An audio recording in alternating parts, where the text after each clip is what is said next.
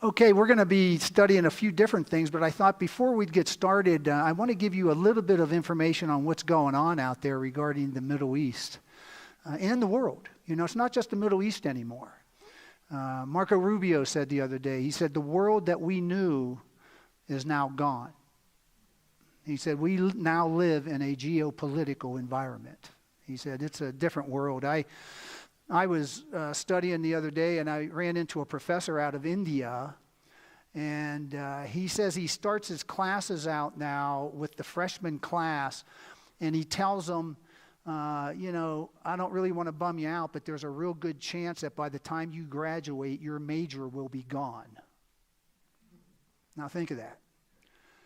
In that same article, it pointed out the significance of artificial intelligence, and it told us that human knowledge, let this sink in, human knowledge doubles every 12 hours.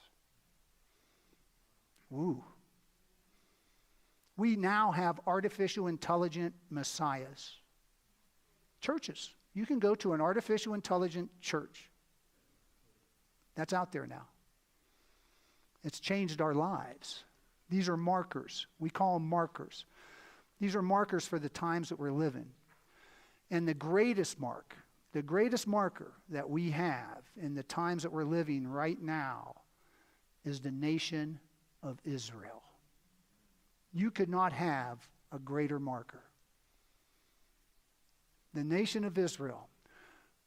The preponderance of many of the latter-day prophecies, some of which we're going to talk about tonight, the preponderance of the latter-day prophecies cannot come to fruition without a nation Israel. As of May 14th, 1948, we have a nation Israel. An absolute miracle. And what I want to point out is not only do we have that, but it also happens to be only the second time in history that the church is existing with the nation Israel. Let that sink in. This is the times. The first time was St. Peter. Remember when Peter came out, the Apostle Peter rather, when he came out and he presented the gospel, filled with the Spirit, and he presented the gospel. When 3,000 Jewish people came forward and accepted the Lord, and the church was created. And for the next 40 years, the church would live with the nation Israel. They didn't get along well. We know that from the Apostle Paul in his times before he met the Lord. They didn't get along well. And isn't it interesting that what God chose to do in that first encounter is he took them to 70 AD under the Roman Empire, and he dispersed the Jewish people.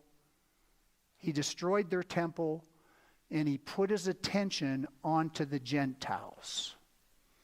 And he's been doing that for almost 2,000 years now. We'll talk about that tonight.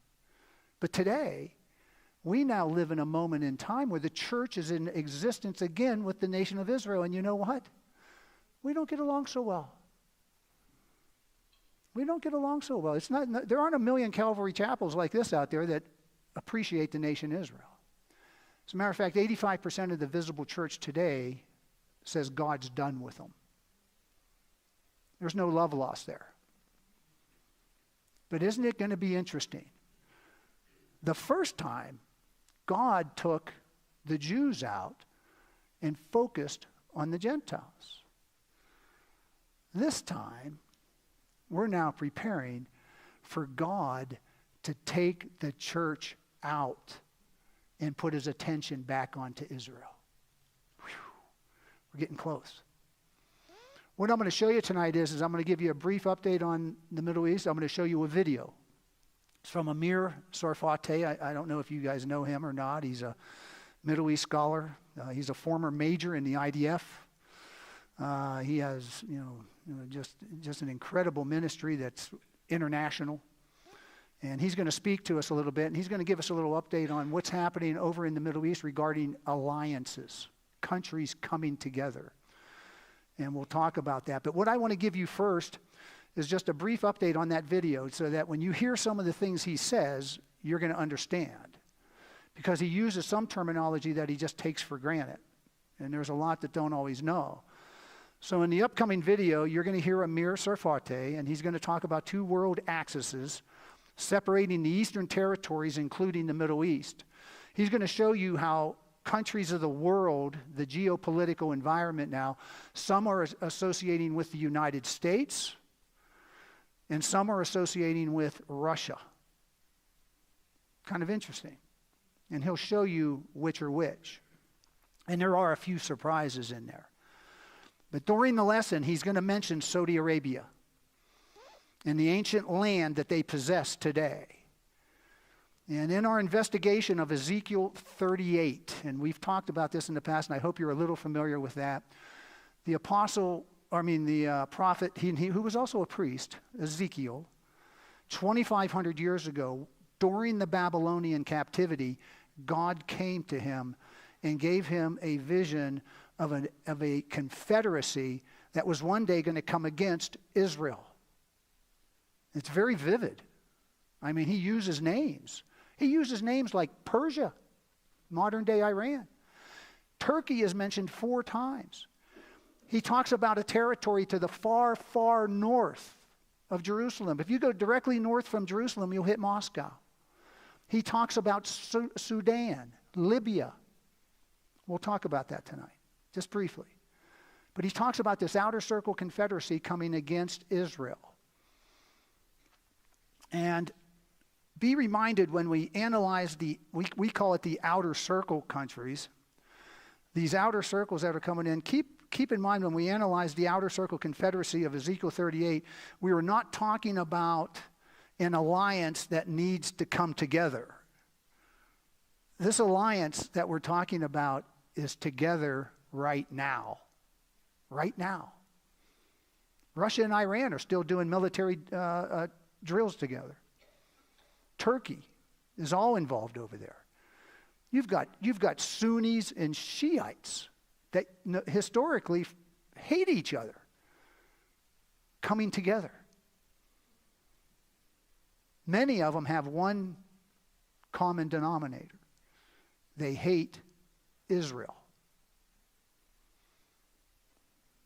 You'll come to find out as you get closer and closer to these clerics that are over in Iran that they're religious. That's how they base their things. They are not a nation state in their mind. They don't care about their people. They just killed 40,000. They don't care about their economy. They're broke. They're broke. They don't care about what's happening as far as those kind of subjects. They care about creating enough chaos and to put enough pressure and even possibly eliminate Israel to bring back the Mahdi, the 12th Imam. It's religious. The Western states have significantly missed that point for many, many years. Trump's getting a little clue, but it's been hard. So we're seeing that kind of stuff happen. This confederacy will be led by a leader who's referred to as Gog. Gog is what God calls them, G-O-G, Gog. It would be like calling somebody Caesar or a president or a pharaoh. It's a title. It's not a personal name, it's a title. He's referred to as Gog, and he will lead from the far north. Let me bring this down. This, by the way, here, this picture right here is Bozrah. That's modern-day Petra, and that's in southern Jordan in the ancient territory of Edom.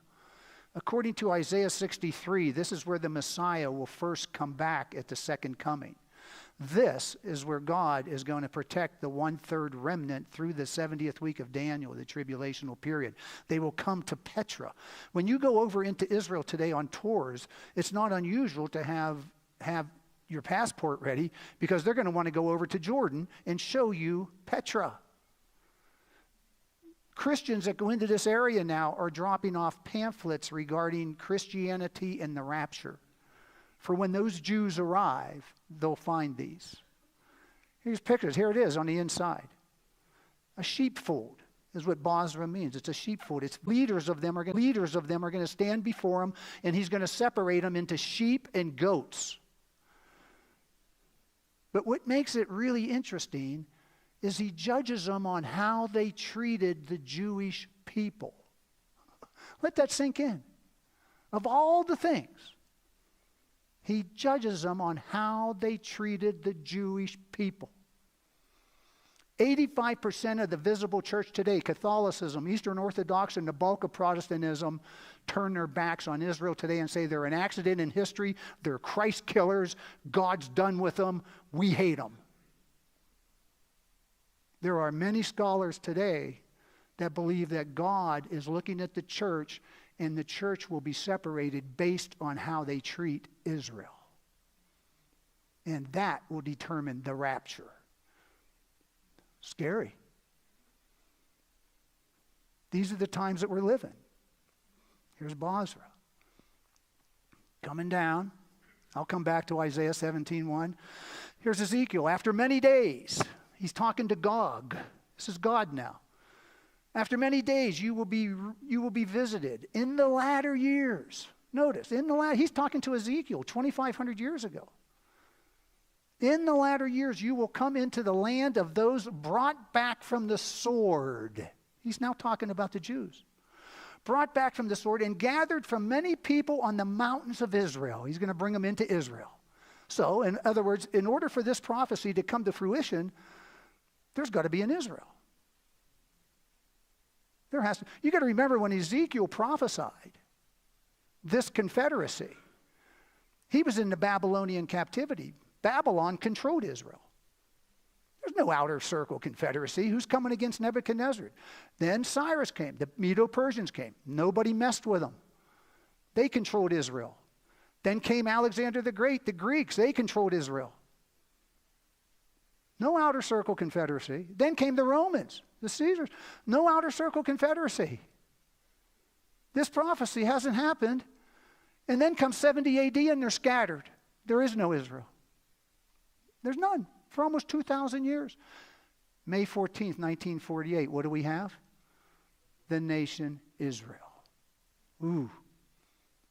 Now here we read, he's going to bring them down on the mountains of Israel, which had long been desolate. They had been desolate for almost 2,000 years. They were brought out of the nations. God gathered them from all the nations. We watched this. And now all of them dwell safely. That hasn't happened yet now, has it? He says, you will say, I will go up against a land of unwalled villages. I will go to a peaceful people who dwell safely, all of them dwelling without walls and having neither bars nor gates. We finally live in a time where we're looking at the nation of Israel today, and we see how this could happen. What would happen and what's going to happen is Hamas is going to be extinguished. Hezbollah is going to be extinguished. The Houthis are going to be extinguished. You know, their supplier of money and supplies and military is Iran, and they're broke. They're broke. You take those proxies out of there, you have safety. You have unwalled villages. You have things that have. Do you realize what we're actually viewing today? We're viewing people that came from gas chambers to a superpower of the world. Let it sink in. The size of New Jersey. Whew. Is that a miracle or not? This is what we're talking about. These are our times. God has chosen you to be a witness of what we're seeing today. You are here for such a time as this. Esther. He chose you. You are blessed. There are prophets throughout history, when the prophets were here with us, that would have dreamt to be where you are today, watching this happen.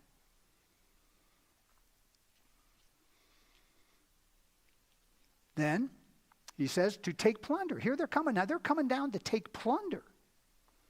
To take plunder and to take booty, to stretch out your hand against the waste places that are again inhabited. and against a people gathered from the nations who have acquired livestock and goods, who dwell in the midst of the land. And then he says this, and I don't want you to miss this because this is what the video is about, and that's why I'm doing this. Sheba, Dedan, the merchants of Tarshish, I'll explain that to you, and all their young lions will say to you, they're going to say, there's a group of people here. There's nations and a group of Sheba, Dedan, and the merchants of Tarshish historically has been Spain. However, there have been some very able modern-day scholars today that believe that this could be a reference to the United Kingdom. And then when it says, and all their young lions, that could be the only mention ever of the United States in the Bible. But you got to remember, where are they at? They're on the sideline. They're not over there when this Confederacy's coming in. They're on the sideline. They're saying, and all their young lions will say to you, have you come to take plunder? Have you gathered your army to take booty, to carry away silver and gold and take away livestock and goods, to take great plunder? That's what they're going to say. They're going to be saying, what are you doing? It's like some people are caught off guard, like, I can't believe you're doing this. They're dwelling in safety in unwalled villages, and, you know, it's working. Everything's good. What are you doing? These are the nations and villages of people. They're not part of that confederation. They're somewhat caught off guard about the attack on the nation Israel. And the two primary territories associated with Amir's lesson is going to be Sheba and Dedan. Now, biblically, it goes back to chapter 10 of Genesis, and the names of Sheba and Dedan happen to be the grandchildren of a man named Cush. Cush was the son of Ham. When you look at Noah, you have Shem, Ham, and Japheth. Ham had sons. He had Canaan. Canaan was Cush's brother. And then his kids had children. And in Cush, his grandchildren, the kids that came out, two of them were Sheba and Dedan. And they know where the territory was that they possessed. It just so happens that the territory that they possessed, scholars have now discerned, even archaeologically, that Sheba happens to be in the area of modern-day Yemen, where Yemen is attached to Saudi Arabia, and Dedan is Saudi Arabia. We have two names here, Sheba and Dedan. Amazing. Israel will be dwelling in safety in unwalled villages. Israel's importance now. Israel's importance today, geophysically, geographically, politically, economically, will be noticed by this outer circle. They're going to say, look at Israel. Look what they're doing. Do you realize they're in the midst of a war? Today is day number 873. And their economy's booming. Never heard of such a thing. We were broke during World War II. World War I. Israel is thriving. Israel will be a strategic target for any power wanting to control commerce between Asia and Africa. Think of that, between Asia and Africa. Do you ever think about where God put them? Ezekiel 5:5 tells us, God said, I put Jerusalem in the midst of the nations. Israel sits right in the middle of Asia, Africa, and a stone throw from Europe. You couldn't be in a better location, economically and especially spiritually, if you want to get the word out. God chose that. That's his place. And he tells us in Leviticus, the land is mine. God said that. The land is mine. Everybody wonders, who owns the land? Who has the land? Hey, the land is mine, God said. It also happens to be in recent times now, not only Asia to Africa, but Asia to Europe, from India. You're going to keep hearing about India, and you're going to see it on the video. Of all countries that are going to align with the United States, India is going to. And you know what happened just today? The Prime Minister of India, Modi, just arrived and spoke at the Knesset in Israel today. They like Israel. They like Israel. He just arrived. Israel today, Benjamin Netanyahu just signed with India to allow them to bring in the Iron Dome and the Iron Beam. Okay. Now, the Iron Dome, as you guys know the Iron Dome. It takes down incoming missiles and incoming drones and other things and so on. But what you may not know is every time the Iron Dome shoots a missile, it's $50,000 to $100,000. $50,000 to $100,000. They just created 6 months ago, and it's in action now, what's called the Iron Beam. It's a laser beam that hits these objects coming in. You aren't going to believe this. You know what it costs to fire that beam each time? $2. $2. Think of that. Now that's AI and technology. And India is going to have that, and they're getting it from Israel, and Israel will be the ones that bring that tech even into higher elements and higher horizons. And Israel also is in a position where if they want to disarm those things, they could do it at any time because they know the technology that when they gave it to them. Now, I'm going to show you the video. I wanted to do the precursor here. You're going to hear Sheba and Dedan. Remember, it's talking about Saudi Arabia and talking about that area in there. That's where they settled. And we'll see here, and we'll talk about it when it's over. It's about 7 minutes. This is Amir.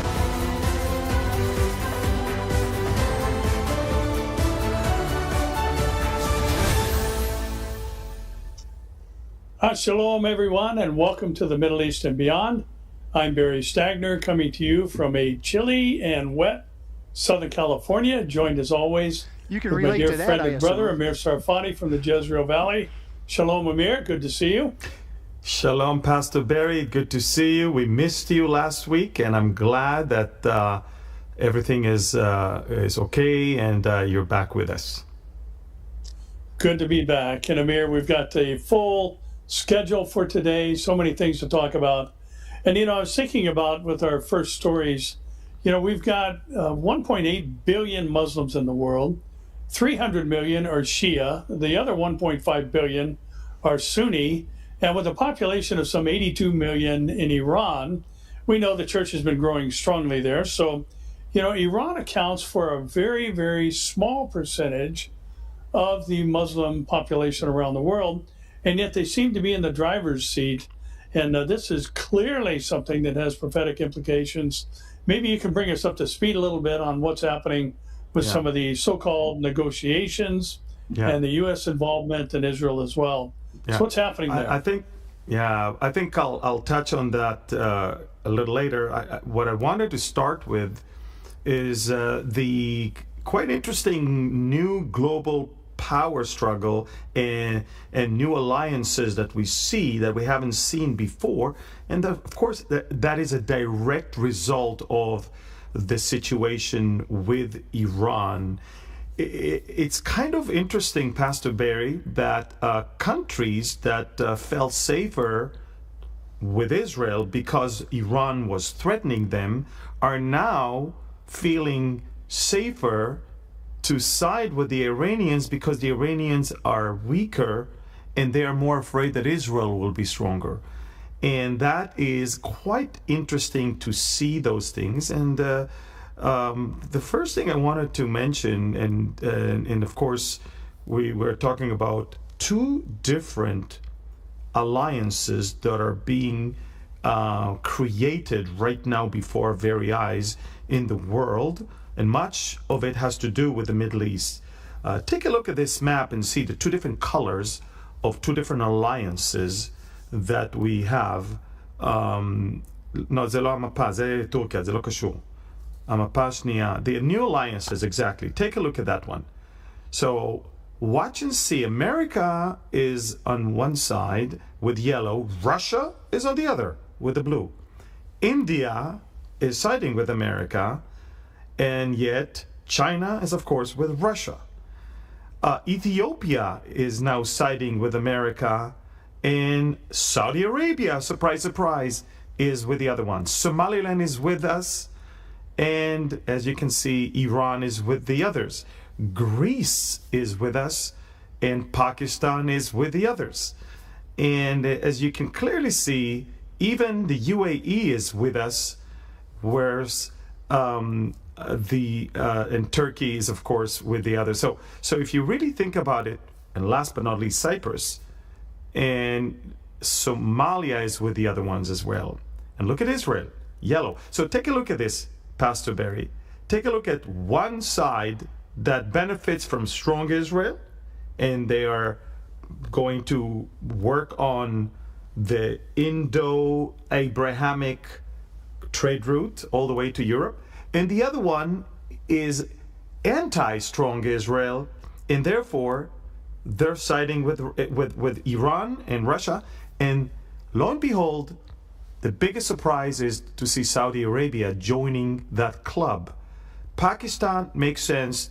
Wherever India is, they want to be on the other side. Somalia is also not exactly on the side of America. Turkey is a member of NATO, but Turkey, as we all know, anywhere Israel is, Turkey wants to be on the other side. So what happened to Saudi Arabia? And that's the question. And we have to remember, the Saudis are suffering from a terrible financial situation right now. Their debt is rising. Investments are shrinking. Their 2030 plans are also not exactly the way they had envisioned. All of NEOM and the line and all these big projects are now shrinking and shrinking. The line is becoming a dot. And basically what we see is the Saudis understand that Iran is getting weaker, and if the Ayatollahs will be gone, then Israel is going to be the strongest thing, and that's anti-Arab interest or anti-Muslim interest. So they're now, for the time being, on the other side.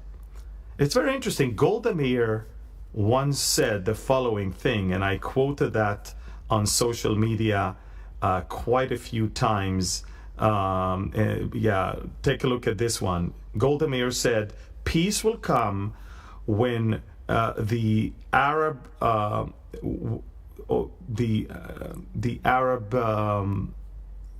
I cannot. Yeah, they will love their children more than they hate us. Exactly. Yeah. So basically, what you see is, as long as Israel is not getting too strong, we're okay. Once we think that a move will make them strong, we're going to immediately pivot to the other side. And I think that, Pastor Barry, when we look at the Bible and we go, and because this whole program is about the Bible, it's not just news. We look at Ezekiel and we look at the Saudis. They're mentioned there as Sheba and Dedan in Ezekiel 38. The Bible says about them that they are going to protest against the coming coalition that will be comprised of Russia and Iran and Turkey and Sudan and Libya. So basically the Saudis, for now, prefer to be on the other side of Israel and America because they don't want to see Israel too strong. But the minute America will be gone and Israel will face a devastating invasion, the Saudis will understand this is a step too far, and that's why they're going to do that. Okay. I thought this would give you a little bit more insight into what's really happening in the world right now, and that's how there are alliances being formed. It's happening right this instant, and it's getting pretty intense. They just had the third meeting on the negotiations today in Geneva. Highly, highly unlikely that Iran is going to agree to any of this. It's not going to happen. And I told you, they don't care. They're looking at this as an existential situation. If they're saying, why should we agree to this stuff if they're going to kill us anyway? So it's a very tough, just a very tough moment right now regarding all that stuff. I did a little homework real quick because and I'm going to start to study here in a second. Well, we've already started to study, but I took the time. We hear a lot of people throw the words out there nowadays. We hear a lot. When I was younger, you'd hear the word million. We're going to spend $1 million, or we're going to do this, and that's $1 million, and that's a couple million. And before you know it, they were talking about real money, politicians. But now we hear the word billion almost on a daily basis. Billion is, 30 billion, 40 billion, 50 billion, 100 billion. And now we're starting to hear what? A trillion. We're hearing it pretty often. Saudi Arabia, 8.8 trillion on the line right now. 8.8 trillion. So I took a moment just to put this in perspective for you, so when you hear these words, that it might mean something to you. I took the time to look up how many years are in a million minutes. Like if you do 1 million minutes, it's 1.9 years. That's 1 million. 1 billion minutes. 1 billion minutes is 1,901.32 years. So that goes from basically 2 years up to 2,000. A trillion is 1,901,324.31. So when they start throwing around the word trillion, and they're talking about money, let that sink in, because somebody's paying that bill.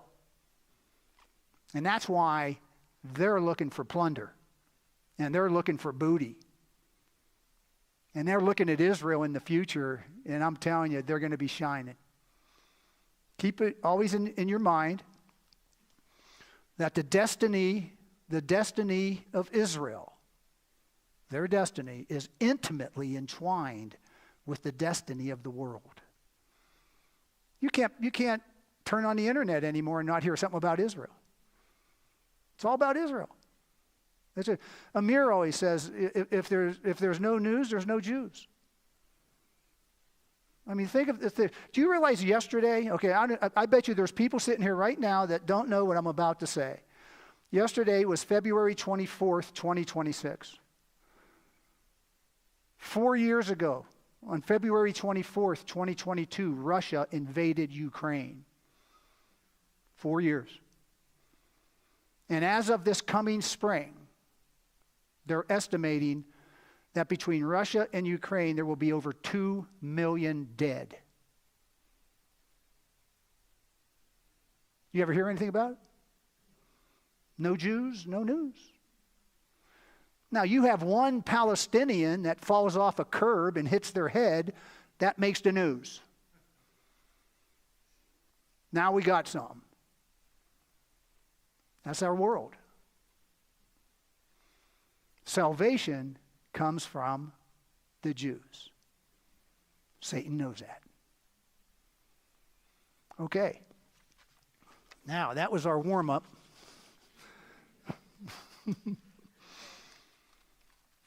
Now, what I want to do is walk you through a few things and show you the significance of the current gathering of Israel. I'll just hit on some of this. Over the last several weeks in our study on Tuesdays, we've spent a considerable amount of time investigating various prophetic markers. We were looking at things that are really in our day for our generation. And our generation in the times that we're living. Leading the way on this, as I said earlier, is the current reestablishment of the nation Israel on May 14th, 1948, oftentimes referred to by prophetic scholars as God's prophetic timepiece. It's his timepiece. Watch Israel. Watch Israel. At the time of the prophet Daniel, his name means God is my judge. Over 2,500 years ago, it is understandable that he and his immediate readers could not have comprehended all the details given in the visions and dreams that he had. They just aren't going to get all that. This issue, to give Daniel understanding and skill, as you study the book of Daniel, to give him understanding and skill to grasp the meaning of the visions, prompted God on 2 separate occasions to send the angel Gabriel to assist Daniel. He sent him to him twice to help him understand. Whose visions not only included the times of the Gentiles, and I'll talk more on that in a second, the times of the Gentiles, but the visions included both the coming of Messiah at his first coming and also the Antichrist in his efforts to stop the second coming of Messiah. That's all in Daniel. Of course, Satan doesn't want that information out. He doesn't want you to know about Antichrist. He doesn't want you to know about what his deceptive plans are. But God has given us many of them. He's given us many of these. In Daniel 12:8, it says, although I heard, this is Daniel, although I heard, I did not understand. Then I said, my Lord, what shall be the end of these things? He didn't. The prophets many times wrote and didn't quite get it. Look at Isaiah. He writes on one hand about a reigning king, Emmanuel. The government will be upon his shoulders. And then several chapters later, he writes about a grieving Messiah that's going to die. How could that be? The prophets didn't know. And then Daniel comes along with all this. Not until history continued to unfold would many be able to understand these prophetic revelations. We today, here we are, last days, here we are. We today, living in our generation, can look back over history and can see the significance of much of what Daniel predicted. We can look back. We know from the times of the Gentiles, times that Gentile nations would rule over the nation of Israel. We can look back at the time of Daniel, the Babylonians. We know that now. You can go to museums and see writings from them. I saw them when I was in Jerusalem. You can go to museums. They have all these writings from them. Cyrus, the Cyrus Chronicles. They have all that. You had the Babylonians. You had the Medo-Persians. You had the Greeks. You had the Romans. Daniel only saw the Babylonians and a small portion of the Persians. That was it. That was all he saw.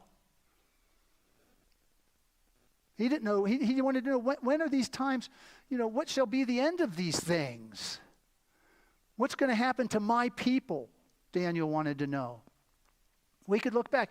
After all these visions, after all these dreams, after all this stuff came to Daniel, he's given instructions. But you, Daniel, shut up the words and seal the book until the time of the end. Many shall run to and fro, and knowledge shall increase. Welcome to 2026.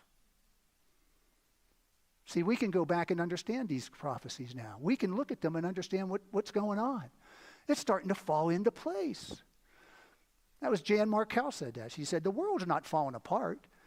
It's falling into place. And it's falling into place according to God's word. Daniel 12:9. And he said, go your way, Daniel, for the words are closed up and sealed till the time of the end. You're eyewitnesses, guys. You're here. God chose you. He chose you to see this. He wants you to see what's going to happen. And he's telling you, hey, see, that's why I can sit here and tell you Israel's going to make it. They're going to be scattered again. But it won't be until Daniel's 70th week, the tribulational period. Then they'll be scattered again. But not until then. They're going to be powerful. And that outer circle confederacy that comes against them, we're told in Ezekiel, Israel's not taking them out. There's no mention of the IDF or their military or any other military that comes in to help. It's God that takes them out. God takes them out. Good news. Then the promise to Daniel, but you go your way till the end, Daniel, for you shall rest and will rise to your inheritance at the end of the days. So, you have any questions about the book of Daniel? You can talk to Daniel when you see him.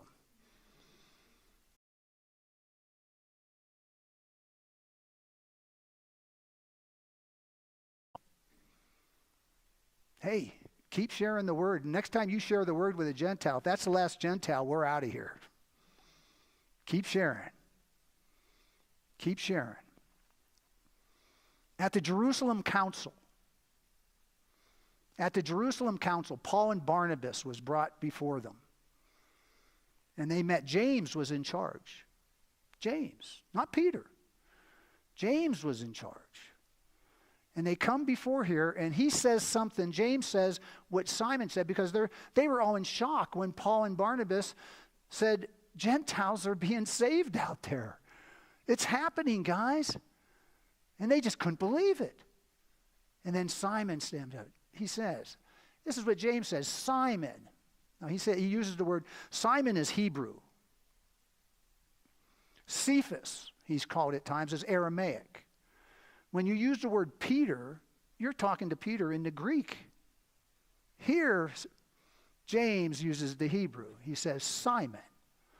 Simon has declared how God at the first visited the Gentiles to take out of them a people for his name.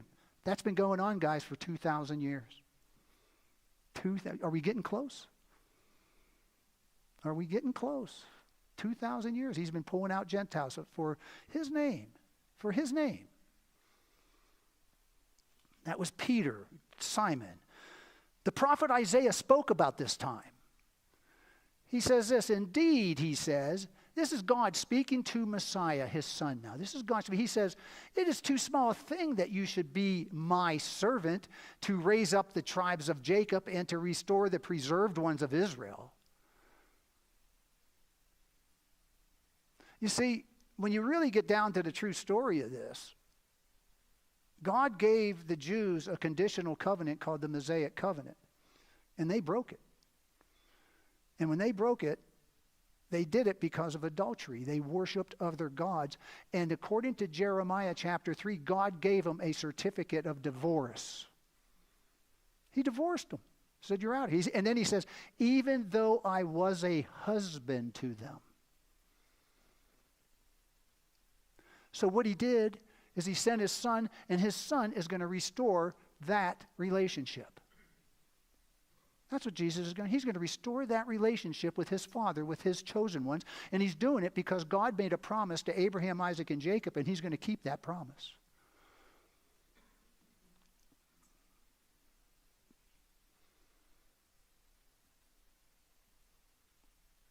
So he sends them down for the tribes of Jacob. You know, I was just thinking, in Judaism, the book of Deuteronomy, it's called the second law. It records, of course, Exodus, Leviticus, and Numbers for us there. And the Jews view the book of Deuteronomy as their marriage contract with God. They actually view that entire book as a marriage contract with God. So, what do we have? Jesus Christ is baptized, comes up out of the water, and he goes into the wilderness, and Satan tempts him what? 3 times, right? 3 times. How does Messiah respond? 3 times with the word of God from where? The book of Deuteronomy. He was telling Satan, I'm going to restore that marriage. Right here, Jeremiah. It's too small a thing, though. God says that you should be my servant to raise up the tribes of Jacob and to restore the preserved ones of Israel. That's too small. I will also give you as a light to the Gentiles, that you should be my salvation to the ends of the earth. Whew. What a promise, boy. That one should give you goosebumps. Yeah, because we're living that out. Hence, the times of the Gentiles is totally different than the fullness of the Gentiles. The fullness of the Gentiles actually has its roots. When Paul talks about the fullness of the Gentiles, the roots of that are in God's covenant to Abraham, Isaac, and Jacob. In the portion of his covenant with Abram, I will bless those who bless you, and I will curse him who curses you. And then he says this, and in you all the families of the earth shall be blessed. Gentiles and Jews. That's where it has its roots. We'll come back to that verse, or these verses, shortly. The times of the Gentiles, by the way. Now the times of the Gentiles that are dominating over the Jews, they will not be fulfilled until the second coming of Messiah. Revelation tells us, and I saw the beast. Here's the Antichrist, the kings of the earth, and their armies gathered together to make war against him who sat on the horse, and against his army. Now, this is the end. This is where they've come. They've chased that 1/3 of the Jews into Bozrah. They're in the sheepfold. They're screaming for their Messiah, just as Messiah said they would. I will not come again until you say, blessed is he who comes in the name of the Lord. They're screaming for him. They know he is their Messiah. He comes. He sees this. Says, then the beast was captured, and with him the false prophet who worked signs in his presence, by which he deceived those who received the mark of the beast and those who worshipped his image. These two were cast alive into the lake of fire burning with brimstone. Satan will join them 1,000 years later, after the millennium. This issue right here, this is when the times of the Gentiles ends. He's the last Gentile leader. And this is where it ends. Yeshua himself would add credence to the validity of Daniel's prophetic utterance, again, in the Olivet Discourse regarding the image of the beast and the temple, by mentioning, he will actually mention Daniel's name. He says in the discourse, therefore, when you see the abomination of desolation spoken of by Daniel the prophet, of all the prophets, he mentions Daniel's name. By Daniel the prophet, standing in the holy place, whoever reads, let him understand. Messiah's words refer to the disruption of the Jewish Mosaic worship, which will be reinstituted during Daniel's 70th week, the tribulation. They're going to have a temple again, guys. It's coming. It's coming. If you've never been to Jerusalem, you should see the faithful Temple Mount people there. I mean, you can go in. They've got the menorah. They've got the breastplate. And by the way, they have Levites, priests. They have them already. I mean, it's just unbelievable to look at the preparation that they have for a third temple that's going to come. But Antichrist is going to interrupt that, and when he interrupts it, he's going to set up what's called the abomination of desolation, an image of himself in the temple. This is standing in the holy place is where it's going to be. And it was spoken of by Daniel. Where? Daniel 12. Says, and from the time that the daily sacrifice is taken away and the abomination of desolation is set up, there it is, Jesus Christ was just talking about it, there shall be 1,290 days. He actually adds 30 days onto the 1,260 days. We have a whole study on that, by the way.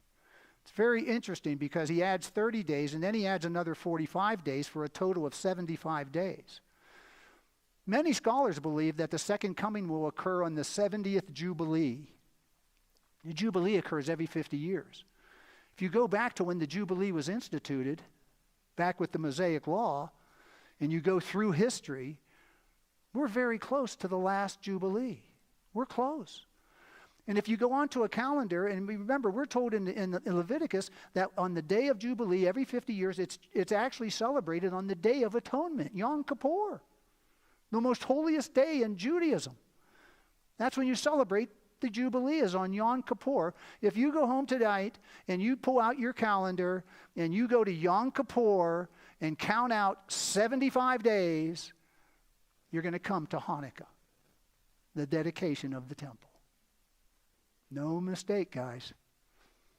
God loves days. And he knows that future. And remember, all this stuff that we're talking about here, none of this can happen without the nation Israel, which is our primary marker in the times we live, God's prophetic timepiece. As watchers today, you're called to be a watcher, by the way, if you didn't know it. You're called to be a watcher.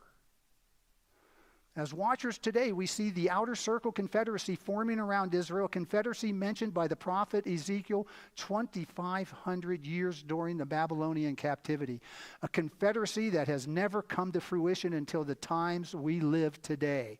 Russia, Iran, Turkey, Sudan, Libya. And there's possible involvements, by the way, that they're finding of Somalia, Algeria, Morocco, Tunisia. Not to mention the various stands in the former Soviet Union, southern section, all those stands, and even Afghanistan being part of it. Many prophets have talked about these moments. That many prophetic scholars believe the trigger to this confederacy, they believe the trigger to this, what's going to set this off? What's going to set this confederacy off? First of all, Israel has to be in safety and rest in unwalled villages. That has to happen first. It's coming. It's moving fast, if you haven't noticed. It's moving. One of their ministers just said about 2 days ago that Hamas will be disarmed in 60 days, or we will unleash a hit on them that they have never seen. That was just a couple days ago. You know, they have no more hostages. There's no more. There's nothing stopping Israel now. And they know that. But what many of these scholars think that's going to set this off is this right here. The burden against Damascus. Behold, Damascus will cease from being a city, and it will be a ruinous heap. Damascus is mentioned 55 times in the scriptures. 55 times. Now, we're familiar with Paul and Damascus Road, right? Damascus is first mentioned in Genesis 14 when Abram, and his name is still Abram at that time. It doesn't get changed till Genesis 17. Abram and his army of over 300 plus people went after the 4 kings that kidnapped Lot, his nephew. And Damascus is mentioned back in Genesis 14. It's one of the oldest inhabited cities in the world. And it's still with us today. When Abram and his men sought after him, it was still there. That's the first mention of it back in Genesis 14. And it's a ruinous heap. You know, there's been many discoveries now of underground tunnels underneath Damascus. And I shared with the class back in 2018 pictures of 18-wheelers going under. This is no small city under there. And many people believe when Assad was in charge, remember, he was accused of chemical weapons against the people. Many believe there could be chemical weapons underneath. If that was to be exploded, Damascus would be a ruinous heap, and it would cease from being a city. That's the trigger that many believe. If you go back in history, and you watch the Assyrians, they defeated the area of Aram in 732 BC, and Damascus was the capital city of Aram. The northern kingdom of Israel had allied with Aram against the Assyrian threat. That was a mistake by Israel. They should have never done that. And the Assyrians, after defeating Aram, went on to conquer Israel in 722 BC.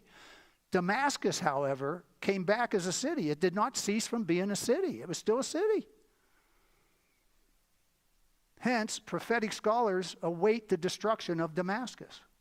And worth noting is when we look at that outer circle confederation coming against Israel, did you notice Syria isn't part of it? They're not even part of it. They're right on the border. Something happens. Something happens. We mentioned last week, we are also a generation that has experienced, and I mentioned this last week at my study, that we're living in a total explosion of technology right now. Artificial intelligence. I told you, human knowledge doubles every 12 hours. Finally, we are a generation watching the apostasy of the visible church, turning their backs on the Jewish people and their nation. We talked about replacement theology. 85% of the visible church today, Catholicism, Eastern Orthodox, and the bulk of Protestantism are part of replacement. Okay, I'll make this more easier for you.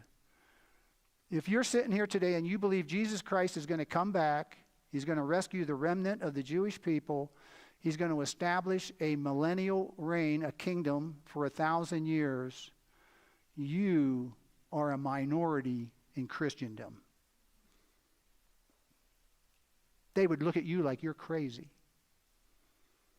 They think Israel is an accident in history. Here today, it'll be gone tomorrow. That's how they view it. These are the days that we're living right now. Tough moment. That's apostasy. That's what that is. During the Israeli war, since October 7th, 2023, we have been hearing the Islamic chants from the Iranian-supported proxies and their global supporters. Did you notice after October 7th, the whole world lit up, all against Israel? Where were the pulpits? Where was the church? You didn't hear anything. Calvary, maybe. Minority. These are the days. Someday your faith may be called out. You could ask Corrie ten Boom. Hers was called out. She was hiding Jews. She was helping Jews. She saw it. She suffered for that. But you know what? What a model. What a model. Unbelievable. You know the chant we've been hearing from those proxies and from everybody? You know, have you heard this? From the river to the sea, set Palestine free. Hear that? You know, they interviewed a lot of those people, and they didn't even know what river or sea they were talking about. They didn't even know. Protests around the world were coming out, everything, against Israel. Imagine that. After they just got invaded, 1,200 people killed and massacred, raped, disfigured, babies killed. And the world came out against them. I read recently in Amir Safarte's new book, his book called The Israel Decree, his statement was, from the river to the sea, Israel is a guarantee. And then I added to that. I actually added to that. Take a look at this decree right here. This is what we're talking about. See this decree? This is God's decree to Abram right here. He called him out. He was a Gentile, pagan, and God called him out. Now the Lord said to Abram, get out of your country, from your family, and from your father's house to a land that I will show you. There's the first motive, the land. That's number one. I will make you a great nation. Number two, that's a seed. You can't have a great nation without descendants. There's the number two motive. I will bless you and make your name great, and you shall be a blessing. That's number three. So there's three major motives in here. Then God tells him, I will bless those who bless you, and I will curse him who curses you. And in you, all the families of the earth shall be blessed. So I changed Amir's statement to, from the river to the sea, because of this decree, Israel is a guarantee. It's this decree right here. It's God's. It's God's promise. We're going to look at that in a second. We're almost done because I know people have to leave. We'll get there. You know, it was recorded that King Frederick of Prussia between 1840 and 1861, this is recorded, you can look this up. You could just look up King Frederick of Prussia.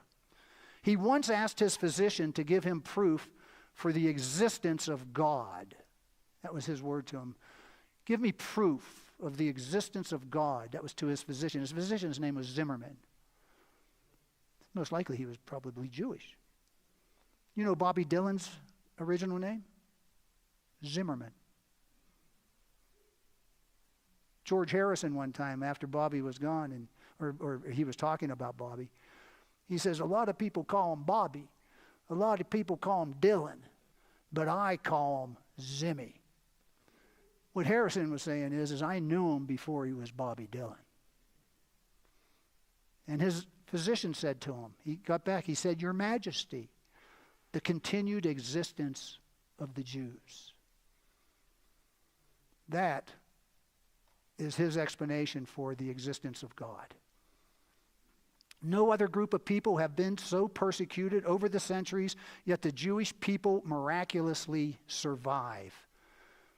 I often comment, from the gas chambers to a superpower. It's a miracle, I'm telling you guys, right now. It's a miracle. The three major motives. You ever think about how God talks to us sometimes? Talked to Abram right here in a covenant. He told him three things, three major things: the land, the seed, and the blessings. He told him those three things. You know, when it says here, I will bless those that bless you, that the word bless is the same here. But the word curse, and I will curse him who curses you, those are two different words. And when it says, and I will curse him, the word means I will obliterate him. I will obliterate him. I will crush him. He says, who curses you? And the second curse means in a trivial manner. If anybody even comes to you, Abram, in a trivial manner, I will crush him. I wonder what God thought about Hamas. Yeah. And the Holocaust. Yeah. But God talks to us in covenants. And keep in mind that when you go through the Hebrew Scriptures, these three major motives lay the covenant framework of the Old Testament. That's how important. You know, in these three verses, John Wolford, who was the president of Dallas Theological Seminary, he was their president. He's with the Lord now. He was their president for many years, and he said regarding these three verses, this is from him. He said, how you view these three verses will forever change how you study God's Word. Whew. That's powerful.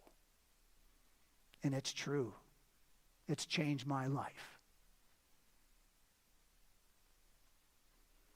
And it's just amazing. But, you know, God will actually take those three motives, the land, the sea, and the blessings, and he will augment all three of them.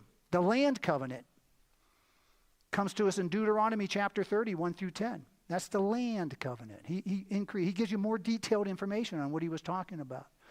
The seed covenant is the Davidic covenant. He gave us the Davidic covenant. You've heard of that. The Davidic covenant. He gave us that. And he gives us that in 2 Samuel chapter 7, 12 through 16. And then the blessing is the new covenant. Comes to us. And by the way, this is interesting. The new covenant that comes to us is mediated by Jesus Christ, and that information is given to us in the New Testament. But you know where the new covenant is stated to us? In Jeremiah. Jeremiah 31, verses 31 through 34. It's a Jewish covenant. All three of those are covenants that God communicates with us. How important was this? It says, for when God made a promise to Abraham, because he could swear by no one greater, he swore by himself. And this is where I'm going to end here. I got a few verses and then I'm done. Notice that. God swore by his name on this covenant. Think of it. This is God. He tells us, for men indeed swear by the greater, and an oath for confirmation is for them and end of all dispute. I was in the middle of a little business deal recently, and I asked for a signed paper and some other stuff, and the guy said to me, he says, you know, Vic, I'll get it to you, but I'd rather shake your hand. I said, I can live with that. You see, an oath between men means something. That's a confirmation, is for them an end of all dispute. Okay, all right, I'll call you on that. And he says, thus God, determining to show more abundantly to the heirs of promise the immutability of his counsel, confirmed it by an oath. God. He makes a promise to Abram, and then confirms it by an oath, and he does it to Isaac and Jacob later. He does it to both of them. An oath. The word there for immutability is amatathetos. It means unchangeable. It's unchangeable.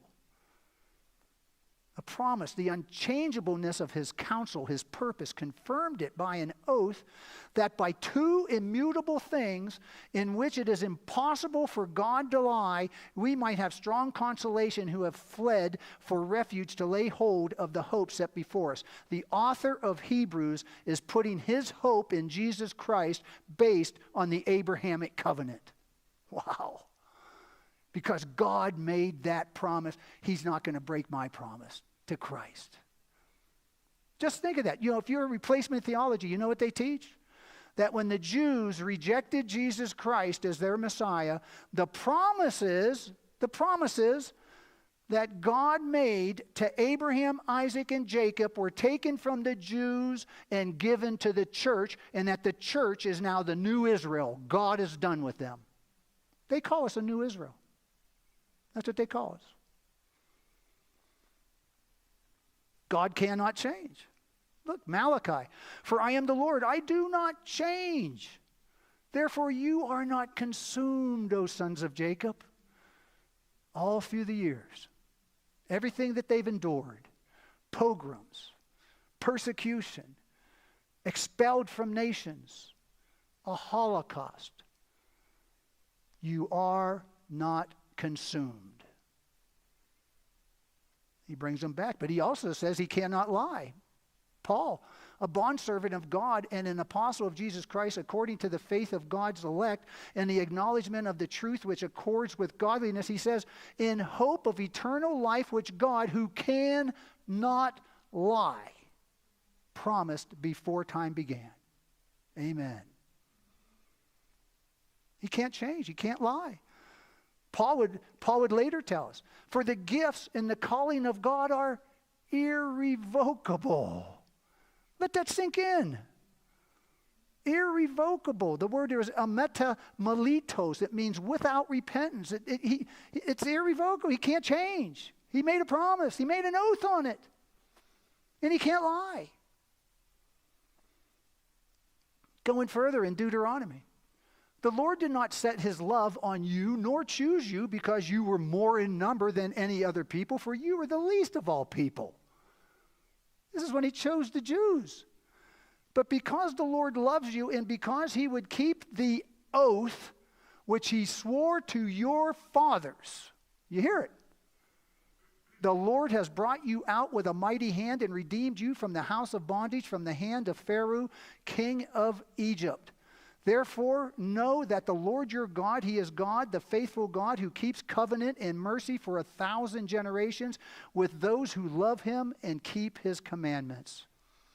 Going on, Deuteronomy 1:8. See, I have set the land before you. Go in and possess the land which the Lord swore to your fathers, to Abraham, Isaac, and Jacob, to give to them and their descendants after you. Notice how many times he keeps saying this. And what I'm going to show you here isn't even exhaustive. And he said, by myself I have sworn, says the Lord, because you have done this thing and have not withheld your son, your only son. He's talking about when Abraham took his son Isaac up to sacrifice him. God, right here, he's telling him, I have sworn by myself. His name is on the line. Blessing, I will bless you, and multiplying, I will multiply your descendants as the stars of the heaven and as the sand which is on the seashore, and your descendants shall possess the gate of their enemies. In your seed all the nations of the earth shall be blessed. There's the covenant, because you have obeyed my voice. God keeps coming back to the covenant. He keeps coming back and showing us these. Now, if the Lord your God enlarges your territory as he swore to your fathers, I'm pounding this home to you. I want you to understand what we're talking about. This is what the argument's about out there.